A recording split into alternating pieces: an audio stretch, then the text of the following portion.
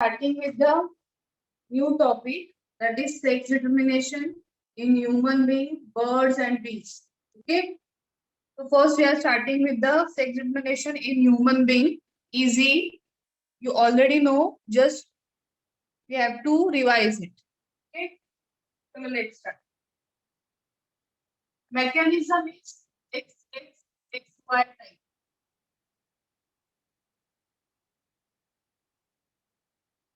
Mechanism is XY type. Okay. Chromosomal mechanism. In human being, there are 46 chromosomes, right? In human beings, there are 46 chromosomes which are present in pairs.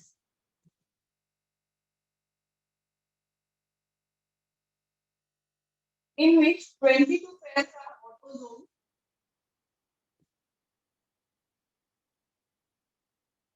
22 pairs are autosomes. Autosomes means what? Which are not related to the sexual character, which are related with the body characters. So initial 44 chromosome means 22 pairs are responsible for the body character, which are almost same in all human beings. Okay. So 22 pairs and the one pair is a single pair. One pair which is responsible for the one pair of sex chromosomes. One pair of 23rd pair. मतलब जो last to chromosomes होते हैं current pair sex chromosome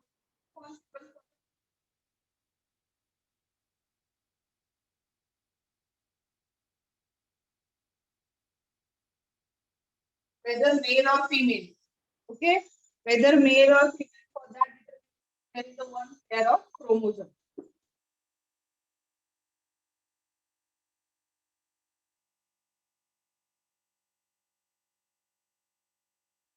Okay, in female, two homomorphic sex chromosomes are present.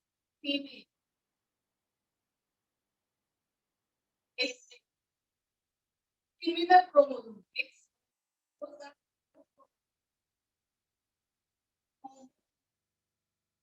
Homomorphic chromosome. Homomorphic chromosome.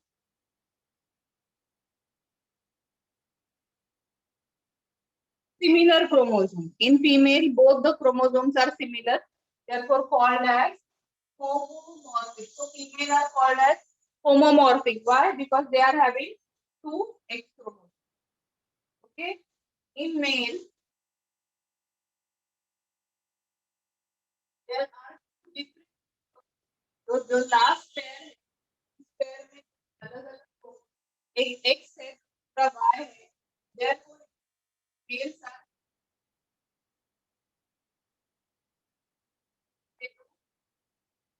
morphic.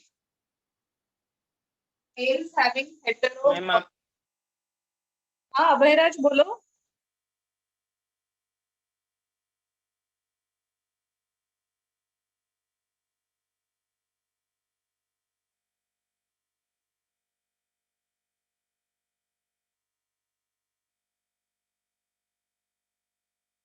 Males having two different types. One is X and another is Y.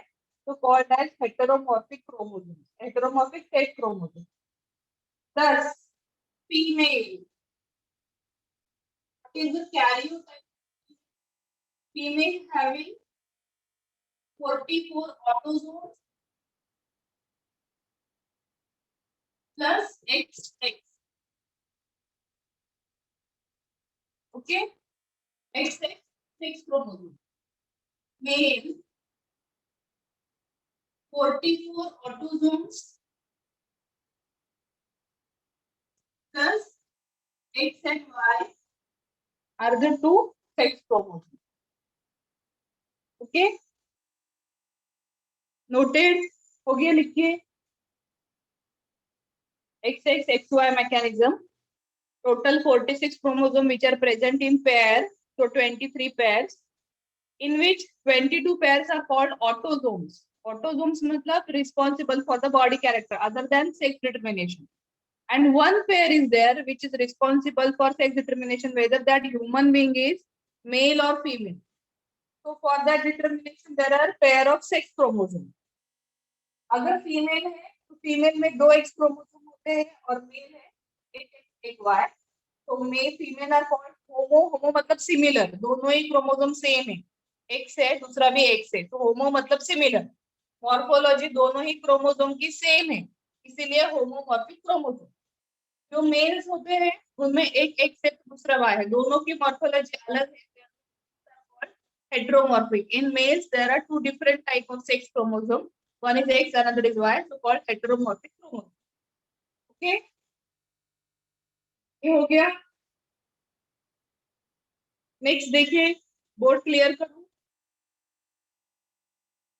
Done. आगे देखिए। Yes ma'am. हाँ ma'am.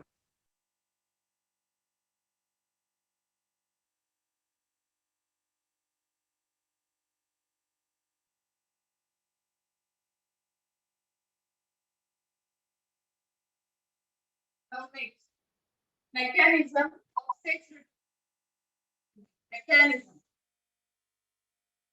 कि किसी भी human being का कैसे determine होता है, न्यू बोर्न बेबी कि उसमें सेक्स डिटरमिनेशन की प्रोसेस कैसे होगी।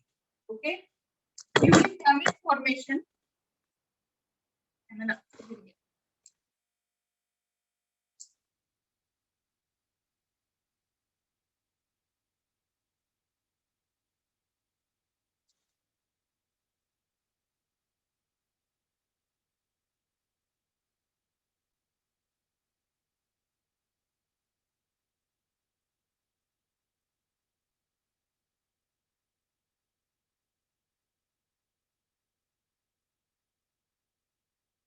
ड्यूरिंग गैमेट फॉर्मेशन, जब गैमेट्स फॉर्म होते हैं, डिप्लॉइड जो इन टेस्टिस और ovaries undergoes meiosis to produce haploid gametes. Okay, so during gamete reproductive organ will produce gametes. For example,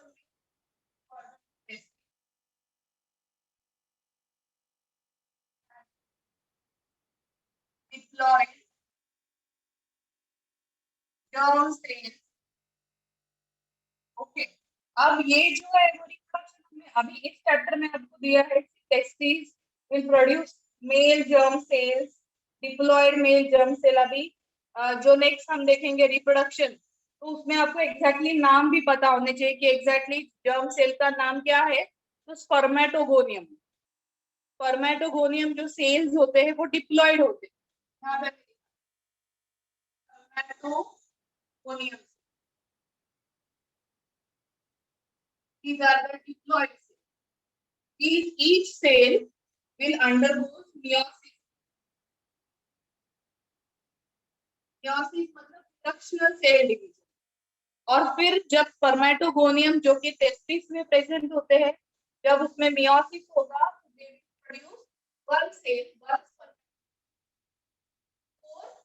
spermatium, that is nothing but the sperm. Okay? Spermatium, that is nothing. And this is how there are so many spermatogonium going to produce so many spermatium. So the rate of production is very high. So that is nothing but the haploid sperms. So diploid germ cells and spermatogonium which underwent meiosis and produces haploid spermatium, and spermatium carries male gamete. spermatium के अंदर मतलब sperm के अंदर होता है male gamete. Okay, so during gamete formation, testis having diploid germ cell undergoes meiosis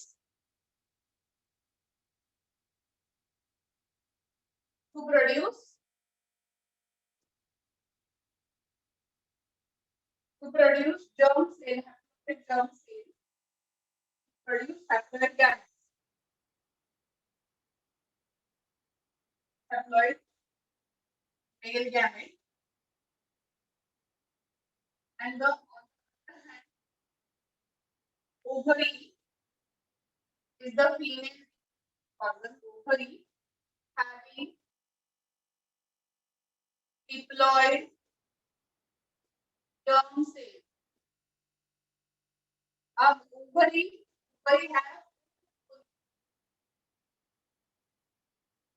ovary having two bones which are cells undergoes meiosis and produces 4 egg cell, but in which only one is functional. At single menstrual cycle, only single egg is released, remaining is structured. Okay, so that only one egg cell is produced, which is haploid and having female gamete. Egg cell, female gamete.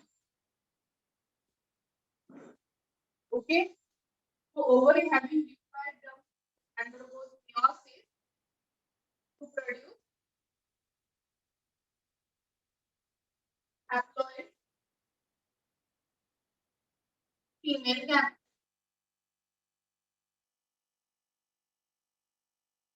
So this is the process of gamete formation. Male gamete, haploid, female gamete, haploid. अब ये जब हम mail gamete entire human body is made up of diploid cells. Human body diploid cells बनी होती है, except जब gamete form होते हैं तभी बॉडी में haploid cells बनते हैं. मतलब जब मेल haploid cells, तो हमारे each and every cell में अगर 46 क्रोमोसोम है, मियोसिस के बाद जब गैमेट फॉर्म होता है तो गैमेट्स में कितने क्रोमोसोम होंगे? हैप्लॉइड मतलब कितने क्रोमोसोम? एक क्रोमोसोम। तो कितने क्रोमोसोम?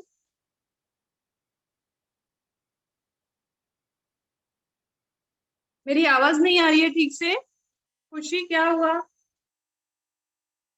मैम आपकी आवाज बीच बीच में ब्रेक हो रही है।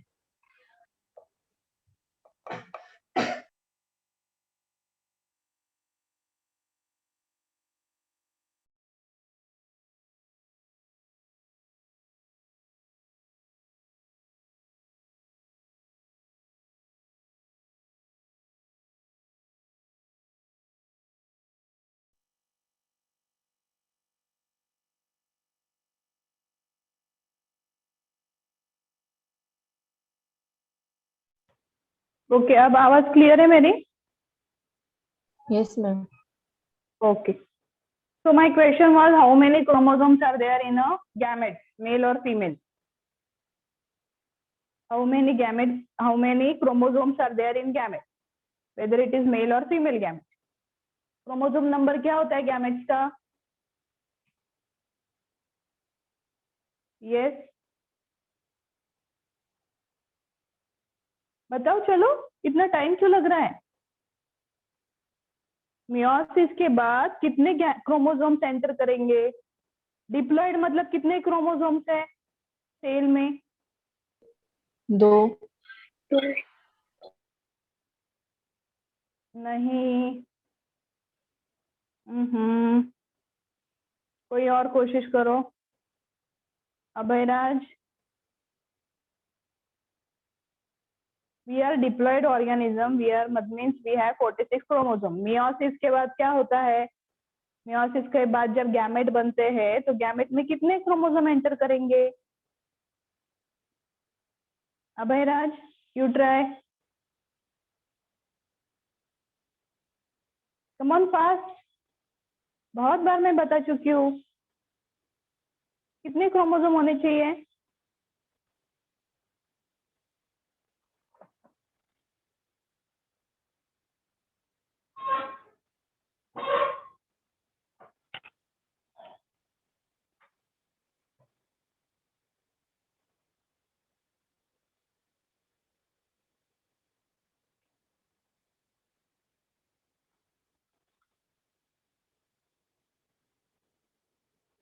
इतनी बार क्यों, इतना डिफिकल्ट क्यों लग रहा है? अभयराज मेरी आवाज आ रही है ना?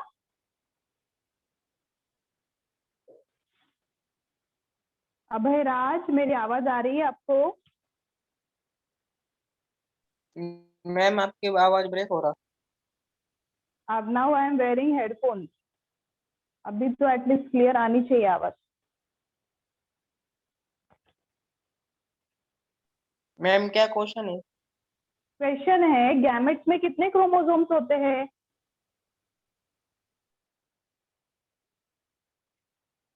How many chromosomes are there in gametes?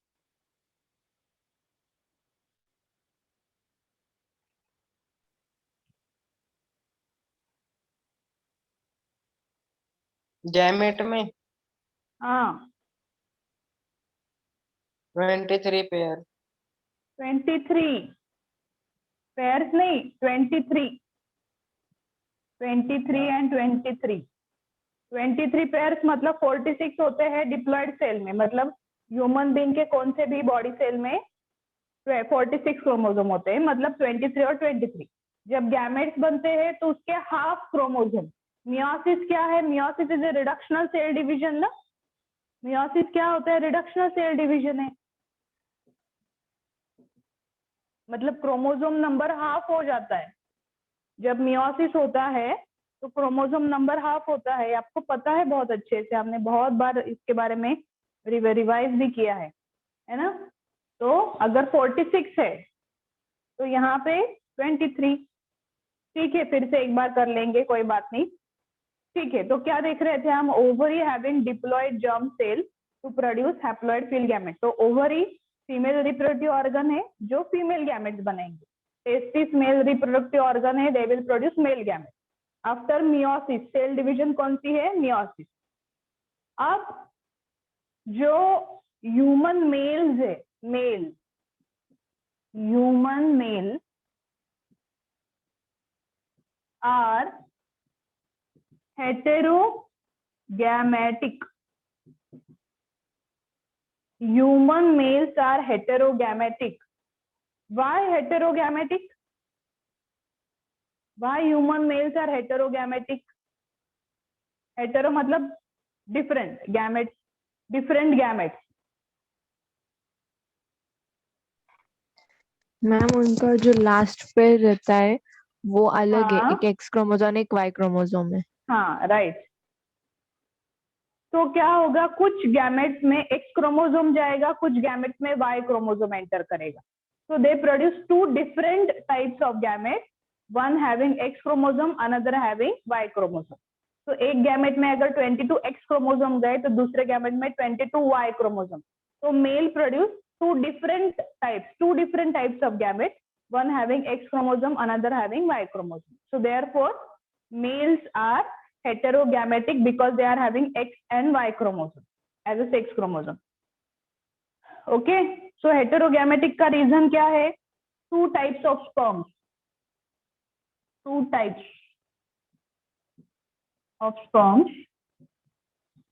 दो टाइप्स के स्पर्म्स मेल गैमेट प्रोड्यूस होंगे। Okay, that is with 22X and 22Y, ऐसे दो टाइप्स के बनेंगे। ओके, देन ह्यूमन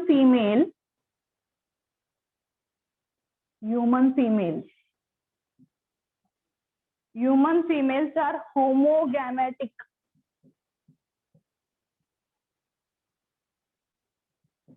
होमो मतलब सिमिलर, क्योंकि फीमेल में दोनों ही सिमिलर XX क्रोमोसोम है, तो जितने भी गैमेट्स बनेंगे उसमें सेम ही क्रोमोसोम होंगे, that is 22X. So all gametes are similar, all having 22 autosomes and one X chromosome. So therefore female gametes are called homogametic. Females are homogametic, produces similar gametes. ठीक है, अब ये सारा note down करो, इसका हम पूरा ग्राफिकल रिप्रेजेंटेशन देखेंगे कि कैसे गैमेट प्रोड्यूस होंगे, फिर फ्यूजन के बाद जाइगोट कैसे बनेगा, फिर जाइगोट का वेदर दैट जाइगोट से जो फीटस बनेगा, ऑर्गेनिज्म बनेगा, ह्यूमन बनेगा, वो मेल है या फीमेल है, वो कैसे डिटरमाइन होगा, वो पूरा प्रेजेंटेशन हम अभी ग्राफिकली देखेंगे। ओके, तो इतने पॉइंट्स नोट डाउन कर लो।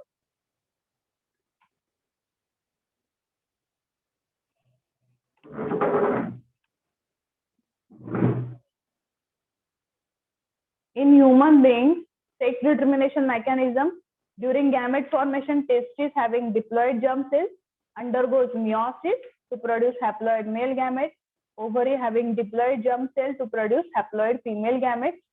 Human male are heterogametic and human female homogametic. Male heterogametic क्यों है? क्योंकि वो दो अलग अलग किस्म के स्पर्म्स बनाते हैं, मतलब मेल गैमेट्स बनाते हैं। एक टाइप है हैविंग 22X और दूसरा टाइप है 22Y। जबकि फीमेल्स जो होती है वो होमोगैमेटिक होती है, जो सभी गैमेट सिमिलर टाइप्स के बनाते हैं। सारे ही गैमेट्स में सेम क्रोमोसोम्स होते हैं, 22 विथ X क्रोमोसोम। ओके, अब इसका हम देखेंगे ग्राफिकल रिप्रेजेंटेशन। नोट डाउन करो फटाफट।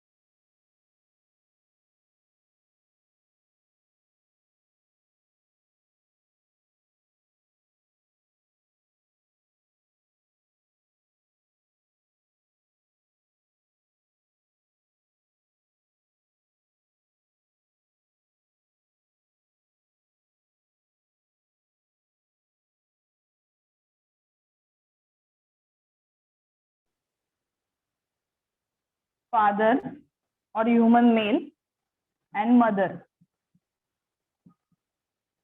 female. Okay, these are the parents. Now human being में टोटल कितने क्रोमोसोम है? 46 क्रोमोसोम। 46। अब उस 46 में क्रोमोसोम कैसे होते हैं? 44 ऑटोसोम और मेल है, फादर है, इसीलिए आखिर के दो जो क्रोमोसोम है 44 और आखिर के दो क्रोमोसोम कौन से? X and Y। ओके, फिर मदर 44 ऑटोसोम एंड आखिर के दो क्रोमोसोम कौन से है? X and X। ठीक है, कितना समझ में आया? Yes ma'am. Yes ma'am. अब गैमेट प्रोड्यूस होंगे। ठीक है, रिप्रोडक्टिव साइकिल जब होगी तब गैमेट प्रोड्यूस होंगे। गैमेट प्रोड्यूस होते हैं मियोसिस के बाद, आफ्टर मियोसिस। मियोसिस मतलब क्या है? मियोसिस का मीनिंग होता है reductional cell division. Reductional cell division जिसकी वजह से क्रोमोसोम नंबर हाफ हो जाते हैं। जैसे एग्जांपल लिया हमने ड्रोसोफिला का। ड्रोसोफिला के बॉडी में 8 क्रोमोसोम है, 8। ओके, तो जब मियोसिस होगा और वो गैमेट प्रोड्यूस करेगा तो नंबर हाफ हो जाएंगे, गैमेट में 4 क्रोमोसोम आ जाएंगे।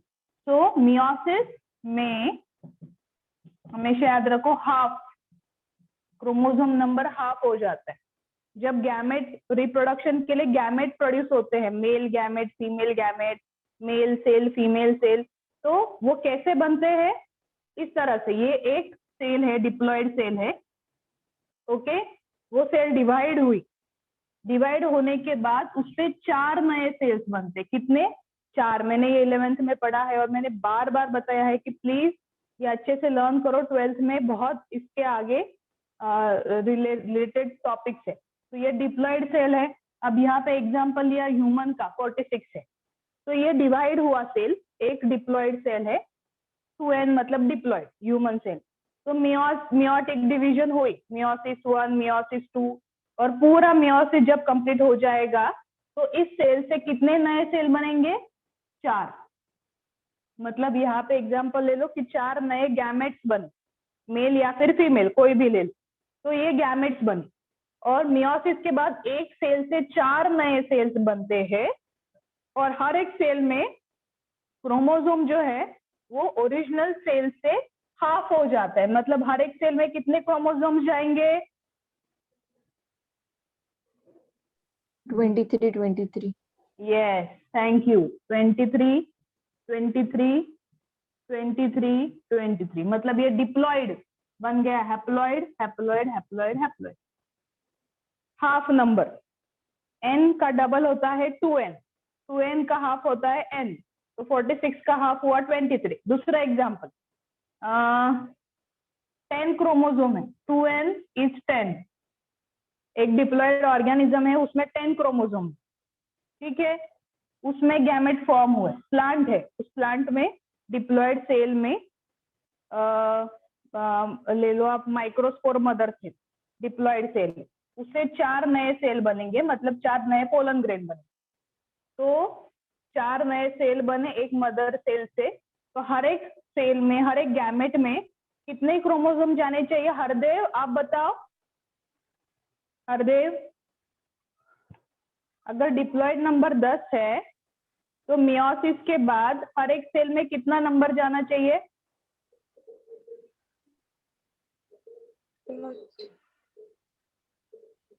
हर एक सेल में कितने क्रोमोसोम एंटर करेंगे? Yes, very good Hardev, 5, 5, 5, 5। तो एक डिप्लॉयड रिप्रोडक्टिव सेल से, फिर वो रिप्रोडक्टिव सेल मेल हो, फीमेल हो, oogonia हो, स्पर्मेटोगोनियम है, कोई भी मदर सेल, मियोसिस रिप्रोडक्शन के लिए जब गैमेट बनाता है तो मियोसिस की सेल डिवीजन होती है। मियोटिक सेल डिवीजन के बाद एक डिप्लॉयड रिप्रोडक्टिव सेल से 4 नए गैमेट्स बनते हैं, और हर एक गैमेट में जो क्रोमोसोम नंबर है वो आधा हो जाता है। Halving, half of the chromosome entered in the half. कैसे? आपको जो कैरियोग्राम दिखाया था ना, जैसे ये क्रोमोसोम कैसे है, पेयर्स में, ये पहला पेयर है, ये दूसरा पेयर है, ये तीसरा पेयर है, ऐसे पेयर्स दिखाए थे ना क्रोमोसोम के। तो हर एक पेयर में से एक एक जाएगा, ये जाएगा, इस पेयर में से ये जाएगा, इस पेयर में से ये जाएगा। समझ में आया? 46 क्रोमोसोम कैसे है पेयर्स में, 1, 2, 3, 4। मैंने वो क्रोमोसोम का चार्ट आपको भेजा था, मेल और फीमेल का, तो वो चार्ट में आप देख सकते हो। वन पेयर के क्रोमोसोम कैसे दिखाई देते हैं? ऐसे। ये एक होमोलॉगस पेयर हो गया, मतलब ये 2 हो गए। फिर दूसरा पेयर ऐसा है, फिर तीसरा पेयर ऐसा है। याद आया कैरियोग्राम, फोटोग्राफ क्रोमोसोम का? तो हर एक पेयर में से, इस पेयर में से ये क्रोमोसोम गैमेट में गया, इस पेयर में से ये क्रोमोसोम गैमेट में गया, इस पेयर में से ये क्रोमोसोम गैमेट में गया। मतलब ऐसे अगर 23 पेयर्स है तो हर एक पेयर में से एक, हर एक जोड़ियों में से एक क्रोमोसोम गैमेट में आए जाए, कोई भी रैंडमली नहीं। जो भी क्रोमोसोम्स होते हैं वो पेयर्स में होते। आपने मियोसिस में पढ़ा है। एग्जाम्पल सिंपल लेते हैं, एक बैक्टीरिया है, बैक्टीरिया में 4 क्रोमोसोम है, उसके शरीर में सिर्फ और सिर्फ 4 क्रोमोसोम है, उसके हर एक सेल में 4 क्रोमोसोम है। ये वो है, ये एक पेयर है,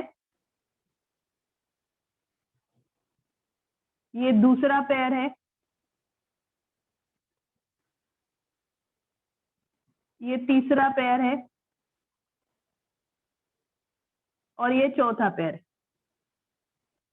ठीक है, ऐसे 4 पेयर है, 1, 2, 3, 4, मतलब टोटल ले लो 8 क्रोमोसोम हो गए। ठीक है, कितने क्रोमोसोम हो गए? 8 क्रोमोसोम। जैसे हमारे शरीर में 46 क्रोमोसोम है, 2-2 के पेयर्स में, मतलब 23 पेयर्स में, वैसे ही इस बैक्टीरिया के अंदर टोटल 8 क्रोमोसोम है, मतलब 4 पेयर्स हुए। तो इस ऑर्गेनिज्म में, इस बैक्टीरिया जब गैमेट फॉर्म करेगा, जब ये ऑर्गेनिज्म, कोई भी ऑर्गेनिज्म ले लो, तो वो ऑर्गेनिज्म जब गैमेट फॉर्म करेगा तो गैमेट में से, पेयर में से एक क्रोमोसोम, जैसे ये जो फर्स्ट नंबर का पेयर है उसमें से ये गैमेट में आ गया, सेकेंड नंबर का पेयर है उसमें से ये गैमेट में आ गया, ये आ गया, ये थर्ड नंबर का पेयर है उसमें से ये गैमेट में आ गया, और फोर्थ नंबर का ये। तो हर एक पेयर, उसको कहते हैं होमोलॉगस पेयर। तो हर एक पेयर में से एक क्रोमोसोम जो है वो गैमेट में एंटर करता है, इसीलिए जो नंबर होता है डिप्लॉयड वो बन जाता है हैप्लॉयड।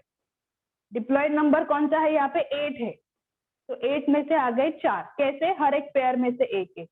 ऐसे नहीं ये दोनों को दोनों आ गए, ये दोनों, ऐसे नहीं, हर एक टाइप का क्रोमोसोम एक एक एक एक एक, ये आपको पता है ना। होमोलॉगस पेयर कैसे होते हैं, इनका स्ट्रक्चर जेनेटिक कॉन्स्टिट्यूशन सेम होता है, जो जीन्स इसमें है वही जीन्स इसमें है। तो ये आ गया मतलब सेम, जो जीन्स उसमें है वो सारे के सारे जीन्स आ गए, क्योंकि इसमें भी वही जीन्स है। ये आ गया मतलब इसमें जो जीन्स है वही कॉम्प्लीमेंट जीन्स, मतलब एलील वो आ गए। तो इन दोनों का जेनेटिक कॉन्स्टिट्यूशन सेम है, तो ये आ गया। मतलब गैमेट का जेनेटिक कॉन्स्टिट्यूशन और उस ऑर्गेनिज्म का जेनेटिक कॉन्स्टिट्यूशन सेम है, क्योंकि हर एक क्रोमोसोम, हर एक टाइप का क्रोमोसोम आ रहा है। ठीक है, okay. Returning to our point, हम पीछे अपने पॉइंट में जाते हैं। तो ये मियोसिस जब होगा,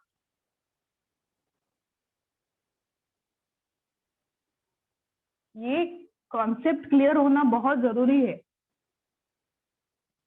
mother, okay, 46 chromosome, 44 and XX।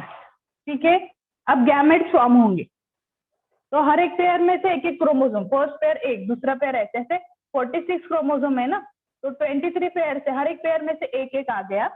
तो 44 है तो 44 के 22 ऑटोजोम्स आ गए। यहाँ पे मैं ऑटोजोम्स लिखती हूँ, 44 ऑटोजोम्स। हाँ, यहाँ पे 44 ऑटोजोम्स, 22 ऑटोजोम्स आ गए। अब दूसरे जो है फादर में एक एक से, तो दूसरा वाई है ना, तो 44 का हाफ आ गया 22 ऑटोजोम, प्लस एक्स और वाई में से कोई भी एक है, क्योंकि ये एक पेयर है, एंड वाला आखिरी का एक पेयर है, तो पेयर में से हमेशा एक ही आता है, हर एक पेयर में से एक आता है। तो एक गैमेट में चला गया एक्स, तो ये बन गया एक गैमेट, और दूसरा गैमेट बनेगा बचे हुए 22 ऑटोजोम्स यहाँ जाएंगे और बचा हुआ वाई। तो ऐसे दो टाइप के गैमेट बनेंगे गाइस, एक गैमेट में एंटर करेगा एक्स क्रोमोसोम 22 ऑटोजोम के साथ, और दूसरे गैमेट में 22 ऑटोजोम के साथ Y chromosome. Okay, autosome same है, सिर्फ यहाँ पे एक्स है, यहाँ पे वाई है, तो यहाँ पे दो टाइप के गैमेट बन रहे, ये एक्स एंड वाई सेपरेट हो जाता है पेयर। यहाँ पे हाँ, female mother 22 autosome and X, दूसरा gamete 22 autosome and X, 22 autosome plus X and 22 autosome plus Y, sorry X, क्योंकि फीमेल में दोनों सिमिलर सेक्स क्रोमोसोम होते हैं, दोनों ही एक, इसीलिए दोनों ही गैमेट सेम है, दोनों का ही जेनेटिक कॉन्स्टिट्यूशन सेम है, दोनों ही गैमेट सेम है, इसीलिए होमोगैमेटिक और ये हेटेरोगैमेटिक। ठीक है, इतना क्लियर हुआ? Yes ma'am. Yes ma'am. Okay okay, अब आगे fertilization, fusion of gamete will lead to the fertilization, and fertilization will form zygote develop into new organism, new offspring. Okay, अब फ्यूजन कैसे होगा? अगर ये मेल गैमेट्स है, these are male gametes, और sperms, we label them as a sperm, these are sperms, and यहाँ पे egg. Okay, अब ये sperms है, अब फ्यूजन होगा, किसी भी दो गैमेट्स में फ्यूजन होगा, एक मेल से और दूसरे फीमेल के साथ। तो ये ले लिया, जैसे ये गैमेट है एक्स से, ओके, तो मेल जो है वो डिफरेंट टाइप्स के गैमेट्स बनाता है, फीमेल और सभी गैमेट सेम होते। तो इस गैमेट, कौन सा गैमेट है 22 ऑटोजोम्स विथ एक्स क्रोमोसोम, उसका फ्यूजन एक के साथ हो गया।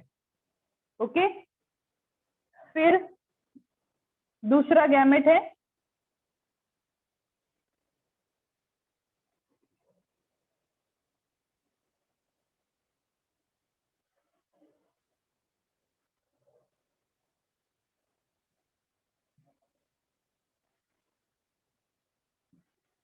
ओके, इन दो गैमेट का फ्यूजन हुआ है, ये और ये मेल गैमेट इस फीमेल गैमेट के साथ, ये स्पर्म इस एग के साथ फ्यूज हुआ है, तो इसका रिजल्ट मुझे यहाँ लिखना है। मैं क्या लिखूंगी? 22 autosomes plus x fuse with the 22 autosome plus x, eggs के साथ 22 ऑटोसोम एक्स वाले स्पर्म का फ्यूजन हुआ है। तो यहाँ पे रिजल्ट जाइगोट का क्या होगा? 44 autosome plus XX 44 autosome plus XX plus XX। अब इसका जेंडर क्या होगा? फीमेल हाँ, फीमेल फीमेल। तो जेंडर क्या होगा? इस बच्चे का जेंडर होगा फीमेल, मतलब डॉटर। ओके, अब यहाँ पे बताओ, ये 22 ऑटोसोम है Y, उसके साथ फ्यूजन हुआ 22 autosome X, 44XY autosome plus क्या लिखो? XY XY XY। Okay, gender क्या होगा? मेल मेल मेल, मतलब बॉय, बेबी बॉय। ओके, अब यहाँ पे ये वाला 22 autosomes X plus 22 autosome X, वही repeat 44 autosomes X plus X। सो मुबारक हो, आपको बेटी हुई है। है ना? और यहाँ पे 44 autosome plus X and Y, मतलब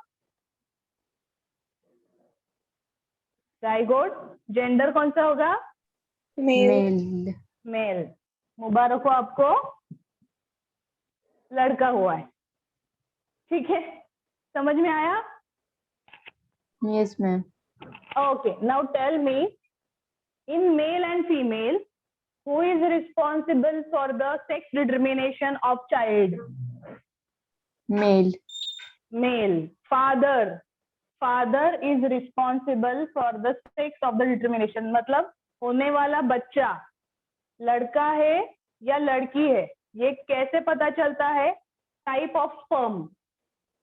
अगर मेल ने प्रोड्यूस किया हुआ Y वाले स्पर्म के साथ फ्यूजन हुआ तो लड़का होगा, X वाले स्पर्म के साथ अगर फ्यूजन हुआ तो लड़की होगी। तो फादर मतलब मेल। तो मेल बॉडी में जो भी sperms, they are millions of sperm produce. इतने माइनर स्पर्म्स होते हैं, दे आर अल्ट्रा माइक्रोस्कोपिक, और हर एक स्पर्म में इस तरह से XY अलग अलग टाइप्स के स्पर्म होते हैं। No will can predict, it's beyond science कि कौन सा स्पर्म एक के साथ फ्यूज होगा, वेदर स्पर्म हैविंग X और Y। Okay, it's beyond science.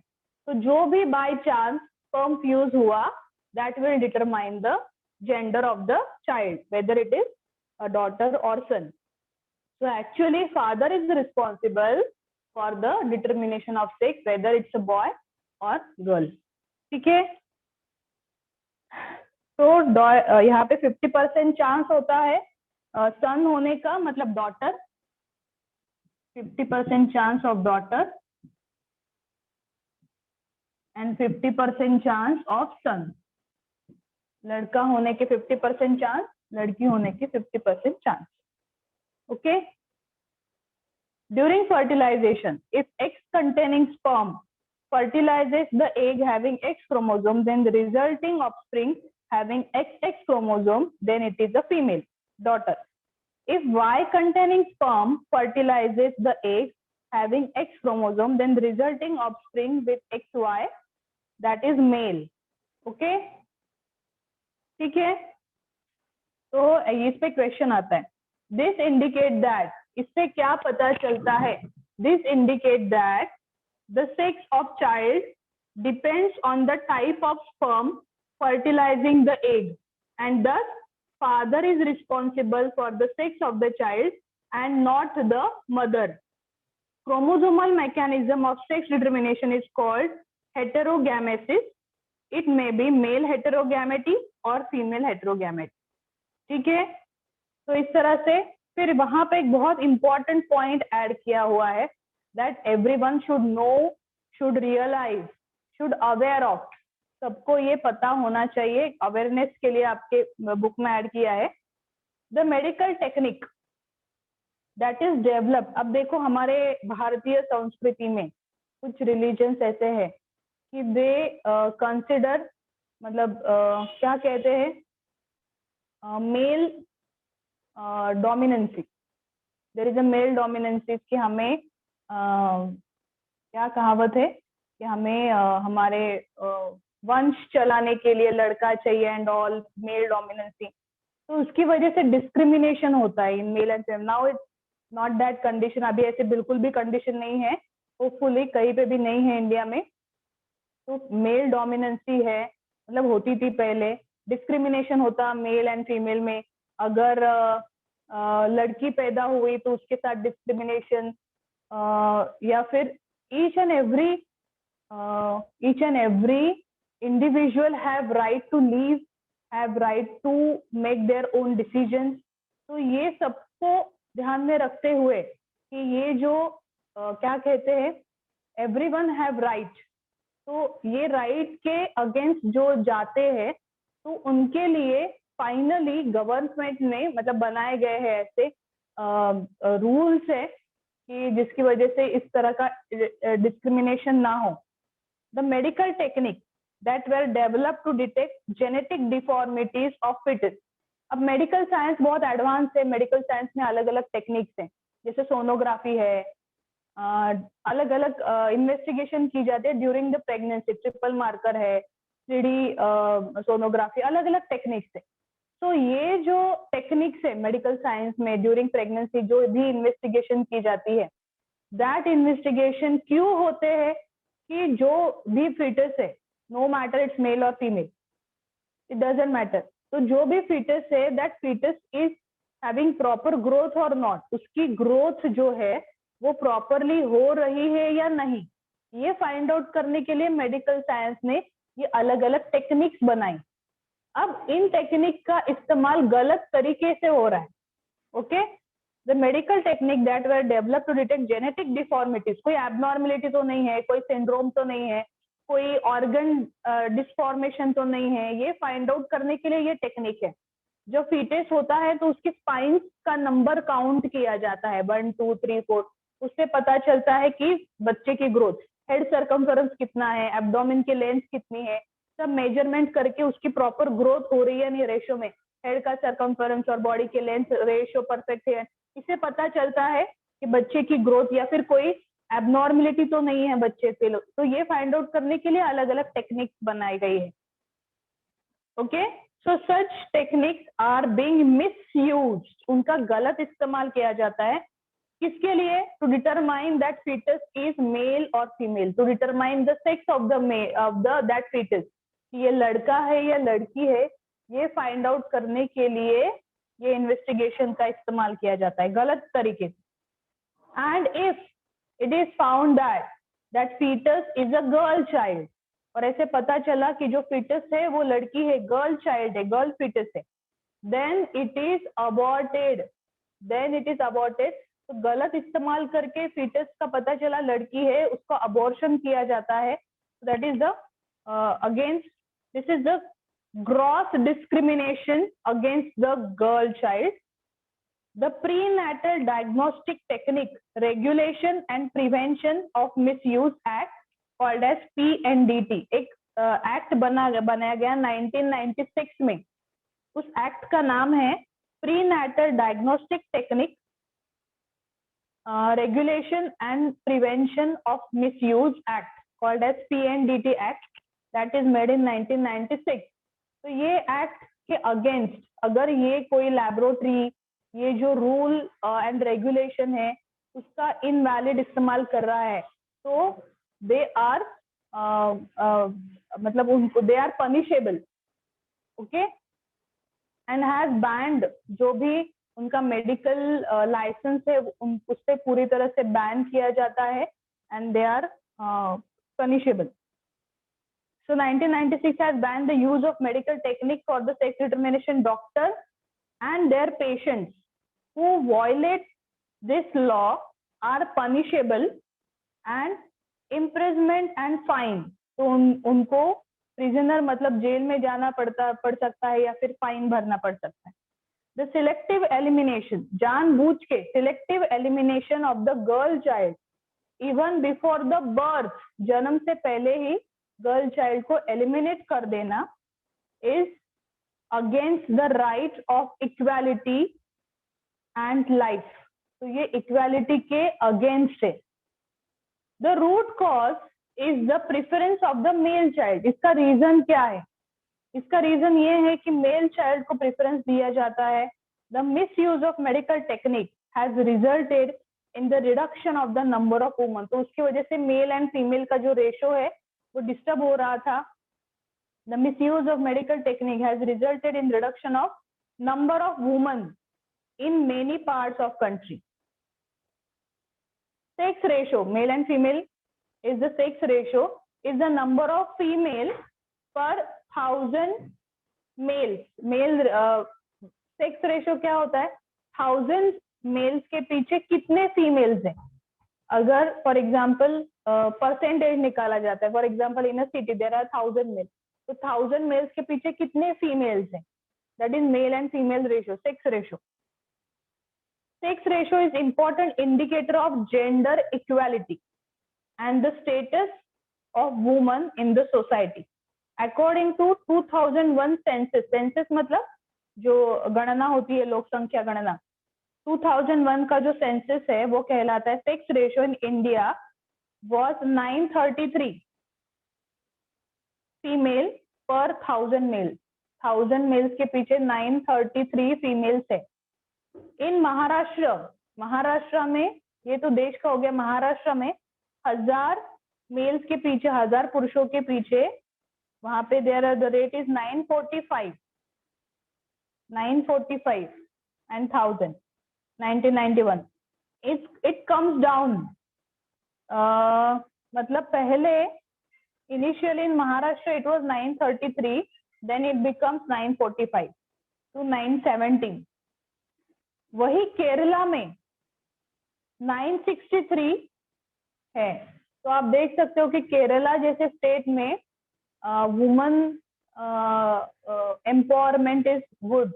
मतलब जो साउथ इंडियन स्टेट्स है, साउथ साइड के जो स्टेट्स है, वहां पे वुमन एम्पावरमेंट बहुत अच्छे है। यहाँ पे महाराष्ट्र और केरला का कंपैरिजन दिया है। महाराष्ट्र में पहले 933 थे, फिर 917 हो गए, 917, वेरस केरला में ये रेशो बहुत अच्छा है, 963 है। तो ये कंपैरिजन है। आप महाराष्ट्र के साथ नॉर्थ में जाओगे तो अलग पिक्चर दिखाई देगा। नॉर्थ में तो बहुत ज्यादा डिस्क्रिमिनेशन किया जाता है, कुछ स्टेट्स में, कुछ विलेजेस में बहुत ज्यादा डिस्क्रिमिनेशन। तो दिस इंडिकेट द इनडिस्क्रिमिनेट, मतलब ये जो है वो डिस्क्रिमिनेशन के लिए किस तरह से रूल्स बनाए हैं, उसका रीजन क्या है एंड ऑल, ये थोड़ा सा एडिशनल अवेयरनेस के लिए दिया है। तो as a science student you should be aware of this things. आप सबको पता होना चाहिए कि no one should blame mother for the gender of the child. मतलब लड़का है या लड़की है तो उसके लिए उसकी माँ रिस्पॉन्सिबल नहीं होती। Actually no one is responsible. Father भी, फॉर्म्स इतने सारे, कौन सा फ्यूजन होगा, no one will able to take. तो माँ को जिम्मेदार समझ, मतलब रखना है, that is the worst thing, okay? तो नाउ दिस जनरेशन और उसके आगे भी जनरेशन आएंगे तो उनको सबको ये अवेयरनेस होनी चाहिए। एज अ साइंस स्टूडेंट आपको तो होनी ही चाहिए एंड यू शुड अवेयर। जब आप बड़े हो गए आपको भी अवेयरनेस और हमारे समाज में सबको करनी है, सब में करनी है। Okay, so this is about some additional part further, थोड़ा नॉलेज के लिए। ओके, ठीक है। So this is about sex determination in human being. Now we will move ahead with the sex determination in birds. यहाँ पे आपके book में दिया है, father is responsible for determination of sex of child and not mother. Due to lack of knowledge, women are often blamed for giving birth to female child. So this should not happen. And pre-diagnostic investigation should be properly used.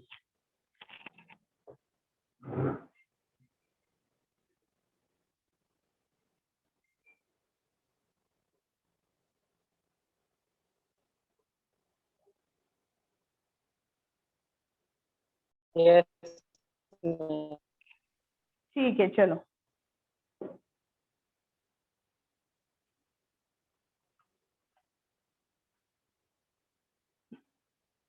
In birds,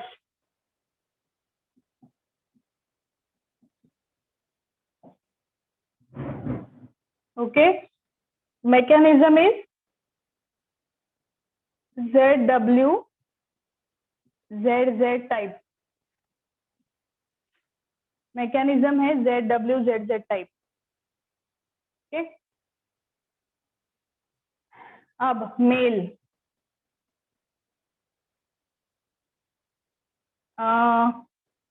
males are homogametic।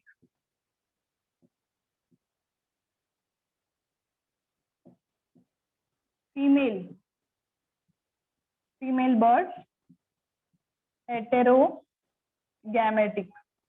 अब यहाँ पे chromosome का number नहीं दिया है क्योंकि birds में अलग अलग स्पीशीज में अलग अलग क्रोमोसोम नंबर दिया है, बट सेक्स डिटर्मिनेशन के लिए मेल ZZ इस क्रोमोसोम से रिप्रेजेंट करता है मेल, और फीमेल Z एंड W। तो ह्यूमन से एकदम अपोजिट है। Males are homogametic, males similar gamete produce करता है और फीमेल जो है वो दो टाइप्स के गैमेट प्रोड्यूस करते हैं। ओके, सो गैमेट्स ये पेरेंट्स है। गैमेट्स दो टाइप्स के होंगे, Z और दूसरा भी Z, और यहाँ पे एक Z और दूसरा W। फीमेल जो है दो टाइप्स के गैमेट प्रोड्यूस करते हैं। अब फर्टिलाइजेशन, अगर इसका फर्टिलाइजेशन हुआ तो जो बर्ड बेबी बर्ड होगा दैट विल बी मेल, और अगर इसका फर्टिलाइजेशन हुआ तो female. Female. Done. So this is ZZ ZW sex determination in birds. Okay, easy है, note down, nothing much in this, बस इतना ही है गैमेट। यहाँ पे चाहिए तो आप ZZ प्लस डिप्लॉइड 2n लिखो, यहाँ पे 2n लिखो। गैमेट में हैप्लॉइड क्रोमोसोम आ गए, जितना भी क्रोमोसोम है 9 10 n प्लस Z, जैसे हमने 22 और Z लिखा, ये लिखा था, X लिखा था, वैसे n plus Z, chromosome number कोई भी हो सकता है, n plus Z n plus W, और यहाँ पे again n become 2n plus ZZ, n become 2n plus ZW, ऐसे। Haploid become diploid, haploid n diploid Z, यहाँ पे Z plus ZW, n plus n 2n। Okay,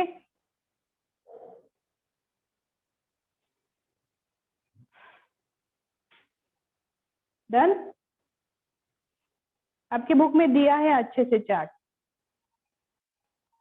in birds chromosomal mechanism sex determination is ZZ ZW।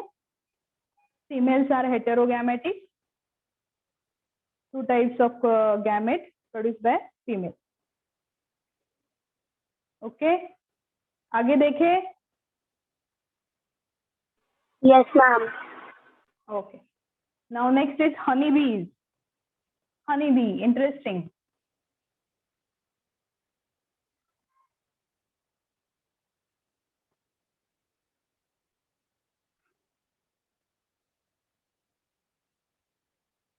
Sex discrimination in honeybees. मधुमक्खियां। Okay, तो सबसे पहले हनी बीज की जो कॉलोनी होती है, जिसको कहते हैं हनी हाइव, मधुमक्खियों का छत्ता।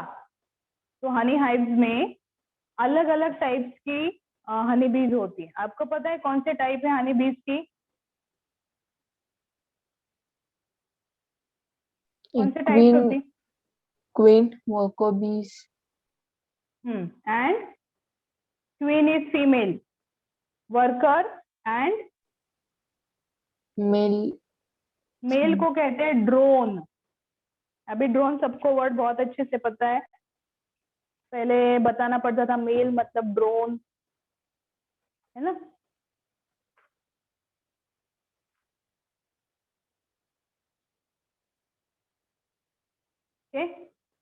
फीमेल मतलब क्वीन, फिर वर्कर एंड ड्रोन, ये 3 अलग अलग टाइप्स के हनी बीज एक हनी हाइव में होते। अब फीमेल जो कि क्वीन है वो सिंगल होती है एक हनी हाइव में। उसके बाद नंबर आता है ड्रोन्स का, ड्रोन्स मतलब मेल हनी बीज। ओके, अभी ड्रोन पता है आपको, ड्रोन उड़ने वाला, वो camera capturing drone, you know that. तो ड्रोन इज अ, वही से ही वर्ड आया है, मेल हनी बी से ही वर्ड आया है ये drone. Drone are male honey bees and worker. अब इनका जेंडर क्या होता है, कैसे होता है, सेक्स डिटर्मिनेशन कैसे होता है, that we will study. Okay,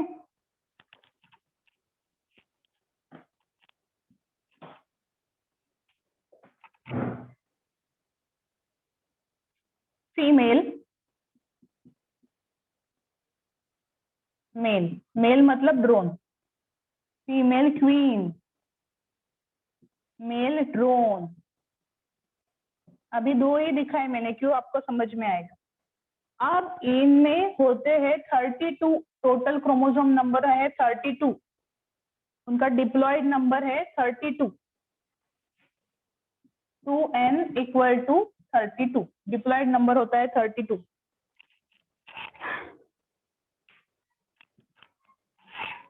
अब मियोसिस, मियोसिस के बाद क्रोमोसोम नंबर हाफ हो गया, n equal to 16, n equal to 16। Okay, haploid, haploid n लिखा है तो समझ में आएगा ये गैमेट प्रोड्यूस होगा। फीमेल ने मियोसिस के बाद एग्स बनाए, दीज आर व्हाट, एग्स। तो female lay eggs, these are the eggs and eggs are haploid. Okay, अब यहाँ पे ट्विस्ट है, यहाँ पे इंटरेस्टिंग फैक्ट है। मेल जो है, जहां तक अभी हमने पढ़ा है, जितने भी गैमेट प्रोड्यूस होते हैं मेल मियोसिस के बाद मेल गैमेट बनाते हैं।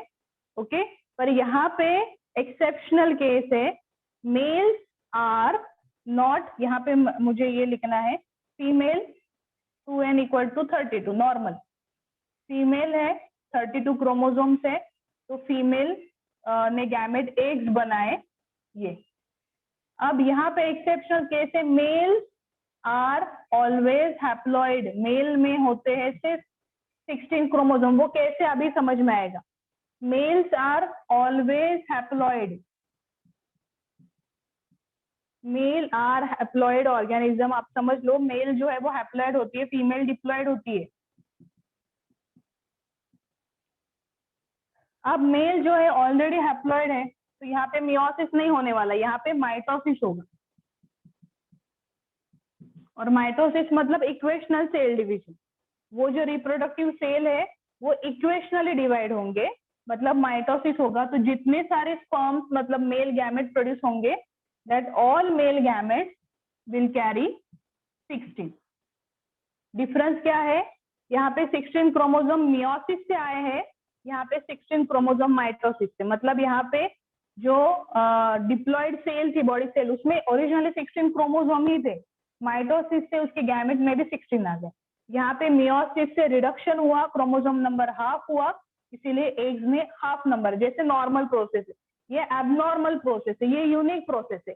ये जो मेल्स होते हैं वो हैप्लॉइड होते हैं, उनमें सिर्फ एक ही सेट होता है क्रोमोसोम का, दैट इज 16। इसीलिए गैमेट्स में माइटोसिस के बाद 16 क्रोमोसोम आएंगे। ओके, अब जो फीमेल है, शी ले सो मेनी एग्स, फीमेल जो है बहुत सारी एग्स ले करते हैं। अब और कंपैरेटिवली मेल गैमेट्स या फिर स्पर्म्स कम होते हैं, eggs are more in number than male gametes than sperm. अब कुछ eggs, some eggs able to fertilize with the sperm, कुछ एग्स जो है, ये एग है और ये मेल गैमेट है, मेल गैमेट स्पर्म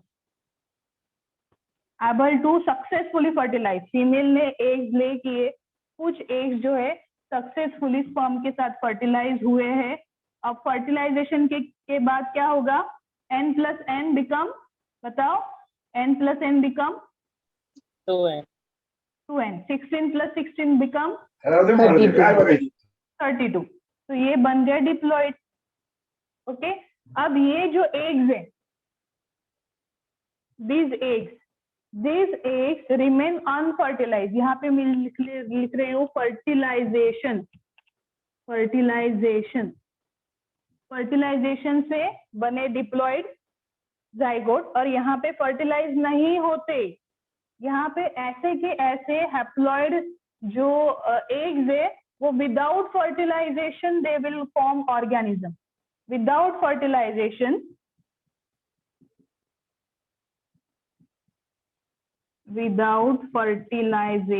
कुछ याद आया इससे जो मैं पूछूंगी? Without fertilization will produce new organism and that new organism will be male। ये मेल है जो बताया था 16, है ना। जो एग्स फर्टिलाइज नहीं कर पाते दे will remain unfertilized, or without fertilization that eggs will develop into new honeybee and that honeybee will be male, will be drone। तो इस तरह से मेल बनते। अब इसका क्या फिर, अपने वर्कर्स का क्या? जो फर्टिलाइज होते हैं वो फर्टिलाइज सारे के सारे वर्कर बनेंगे और उसमें से एक बनेंगे क्वीन। तो fertilize egg having diploid chromosomal number will develop into workers। Workers are small in size, honeybees and queen। Okay, so diploid cells, zygote will produce worker and queen, whereas जो eggs fertilize नहीं हो पाते, जो haploid ही रह जाते हैं, वो develop होंगे विदाउट फर्टिलाइजेशन के और बनाएंगे मेल हनीबीज जो कि हैप्लॉइड। ओके, तो ये जो विदाउट फर्टिलाइजेशन वाला कॉन्सेप्ट हमने पहले पढ़ा है और तब मैंने बताया था कि नेक्स्ट पार्ट में मैं ये आपको पूछूंगी। अभी बताओ मुझे आंसर। विदाउट फर्टिलाइजेशन हमने कहाँ पढ़ा है और उस प्रोसेस को क्या कहते हैं? विदाउट फर्टिलाइजेशन आपने टेस्ट लिखी है उसके ऊपर।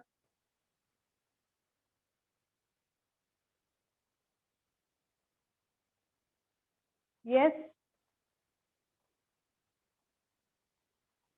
Without fertilization apomixis.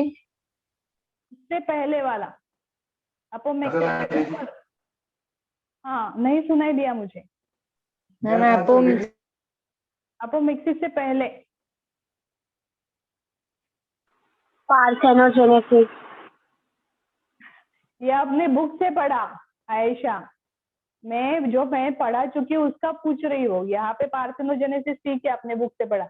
जो मैं पढ़ा चुकी हूँ अभी, now you are close to the answer. Khushi, क्या आंसर होगा?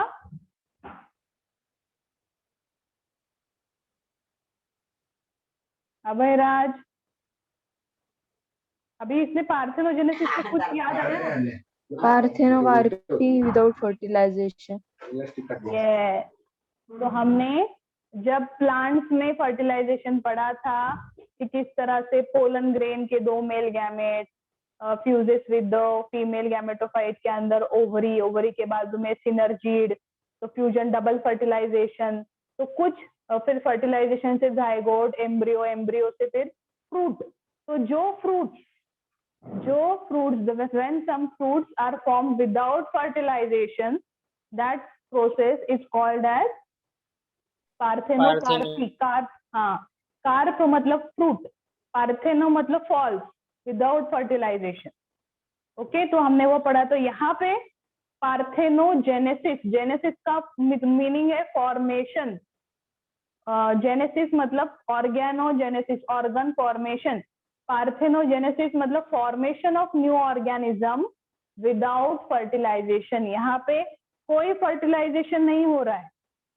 जो फीमेल क्वीन ने एग्स बनाए हैं वो एग बिना फर्टिलाइजेशन के, बिना फ्यूजन के स्पर्म के साथ, ऐसे ही मेल हनी बीज में, ड्रोन में वो ग्रो होंगी विदाउट फर्टिलाइजेशन। तो वैसे हम, जैसे हमने देखा था पार्थेनोकार्पी में जो फीमेल एग होता है वो मेल गैमेट के साथ फ्यूजन हुए बिना ही फ्रूट बनाता है, ovary changes into fruit without fertilisation.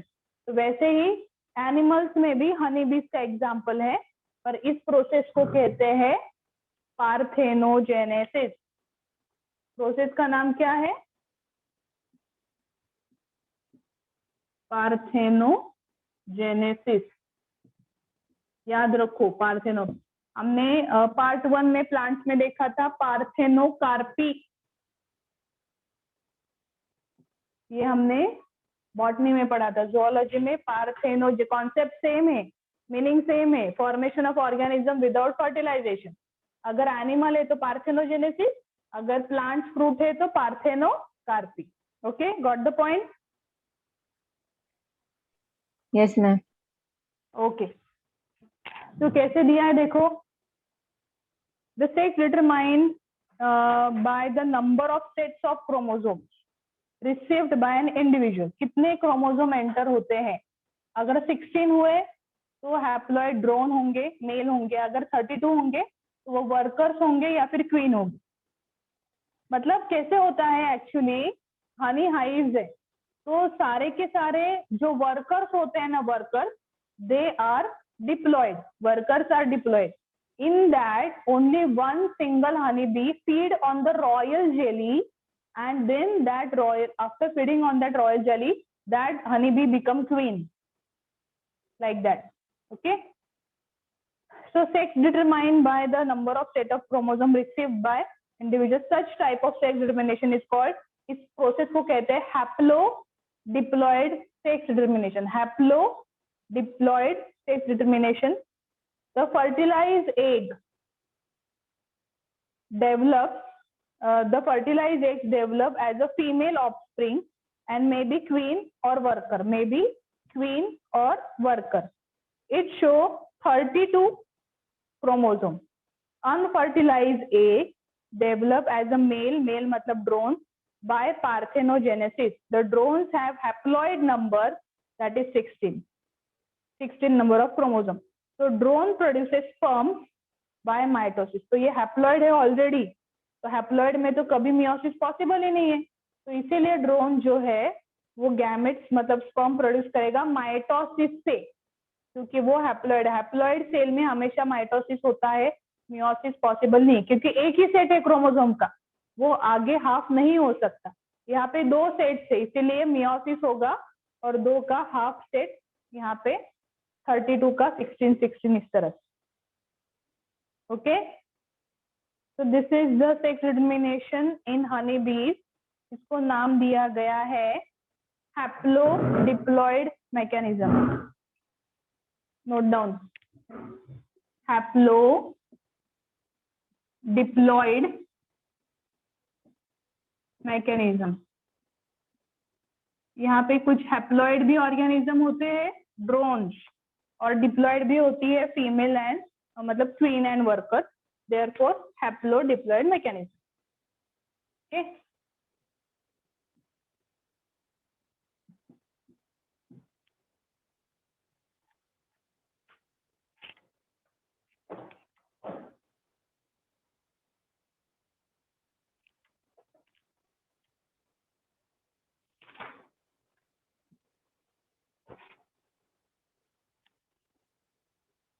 diploid female get differentiated into either worker or queen depending on the food they consume. मतलब मैंने बताया ना रॉयल जेली पे जो वर्कर फीड होगा वो क्वीन बनेगा, that will be the queen of the honey hive, that one is single. Diploid larvae which get royal jelly as a food develop into queen called fertile female, and other develop as a worker. Workers are sterile. they do not develop reproductive organ, they do not lay any kind of gametes, वो gametes नहीं बनाते, they are sterile. Sterile मतलब not able to reproduce. So workers cannot reproduce, they are sterile. Drone and queen are fertile. Drone produces male gamete for fertilization and female queen produces eggs for fertilization. But workers are sterile, they are only meant for the working mechanism, जैसे construction of honey hives को बनाओ, collection of nectar, ये सारा काम workers को करना पड़ता है. ओके, तो इस तरह से कम्युनिटी डिस्ट्रीब्यूशन भी है. मेल का काम है प्रोडक्शन ऑफ स्पर्म, फीमेल का production of eggs and worker construction work, इसलिए वर्कर कहते हैं. ओके, वहां पे चार्ट भी दिया है. तो this is about sex determination. तो ये 3 organism, honey bee, human being, birds and honey बीज, ऐसे 3 ऑर्गेनिज्म का सेक्स डिटर्मिनेशन आपके बुक में दिया है.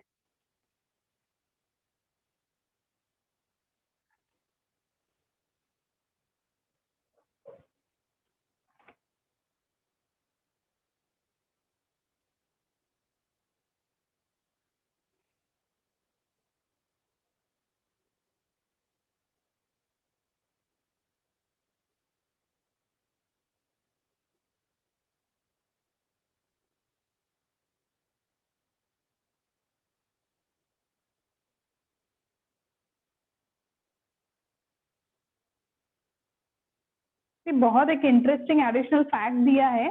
This is additional point. ये एडिशन पहले नहीं था, नया ही आपके सिलेबस में ये किया है. This we have learned in our PG में. ये एडिशनल एग्जाम हमें थे, हमारे ग्रेजुएशन और पोस्ट ग्रेजुएशन में बोने लिया, और भी कई ऐसे एडिशनल एग्जाम्पल थे जो आपने आपके सिलेबस में एक एग्जाम्पल दिया है. इन बोनेलिया वायरिडिस, एक ऑर्गेनिज्म है वायरिडिस. एनवायरमेंटल फैक्टर, बोनेलिया नाम का जो एक्वेटिक ऑर्गेनिज्म है, वो उस ऑर्गेनिज्म में एनवायरमेंटल फैक्टर डिसाइड करता है कि जो ऑर्गेनिज्म है वो मेल होगा या फीमेल. हाँ, कैसे? Environment decide the sex of worms है. Bonellia worm viridis depend on which location. मतलब जो बोनेलिया लार्वा है, वो लार्वा मतलब एग्स होते, एग्स हैच होते, उसमें से लार्वा निकल आया. ओके, एग्स जो है हैच होने के बाद उसमें से बाहर आता है लार्वा. वो लार्वा अगर सी समुद्र के बेंथोस बॉटम में, सी फ्लोर में अगर सक्सेसफुली सेटल हुआ तो वो बन गई फीमेल. और दूसरे लार्वा क्या करते हैं, फीमेल्स के बॉडी के अंदर एज ए पैरासाइट ग्रो होते हैं, दे बिकम मेल. तो जो पैरासाइट्स होते हैं वो मेल होते हैं, that grow inside the body of female, and the role of that male is to fertilize the female and help in the production of gametes. Okay, जो Bonellia, जो worms होते हैं, ये सक्सेसफुली फ्लोर समुद्र के benthos में, समुद्र के नीचे जमीन, समुद्र के अंदर जमीन पे जो सक्सेसफुली लैंड करेंगे, तो वो that Bonellia worm will be female. Okay, और उस फीमेल के बॉडी के अंदर मेल जो है एज ए पैरासाइट रहते, मतलब बॉडी के अंदर पैरासाइट बने तो वो बन गए मेल.